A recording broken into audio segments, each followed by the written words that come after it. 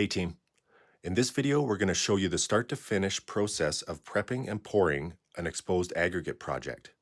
Now as you can see, the client originally had pavers and they like to shift, they like to move, they constantly need maintained, you're hitting them with the shovel, so we opted to go with something a bit more permanent.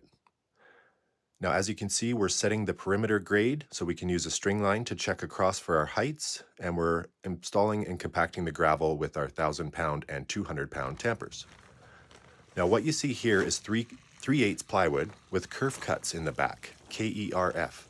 And what those do is it allows that wood to bend over a radius or a corner without breaking. Now getting them wet for an hour also helps to keep them from breaking. Now we do 2 rows of 3/8 plywood, which keeps it very rigid. It does not move like bendy board would, and it stays firm for the whole pour. So we're line pumping this job, and we're using a 14 mil aggregate, an exposed mix. So what that means is that we have very consistent stones in the pour, and when you wash the surface cream off, you're going to see all those rocks in a very consistent size and pattern.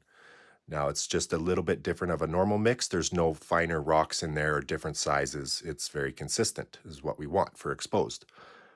Now when you're placing exposed, you want to keep it also consistent. You don't want to dip your bowl float or cause any irregular lines or stuff like that, because you might see it in the final finish.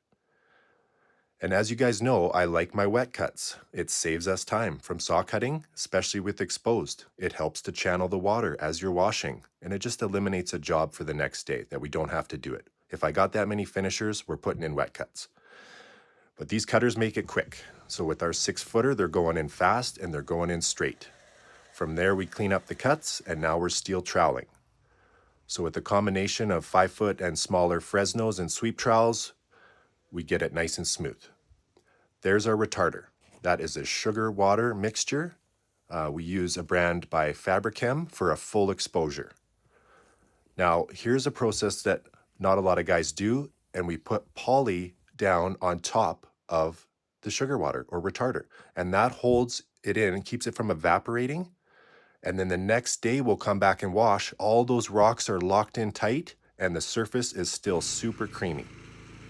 So the next day, it just eliminates any chances of blowouts. It makes it very consistent, and there's less guesswork when you're washing.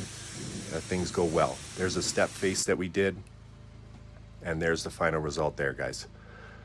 So it's wet from the wash. It's not sealed yet, but you'll get a good idea of what it takes to pull something like this off. Thanks for watching.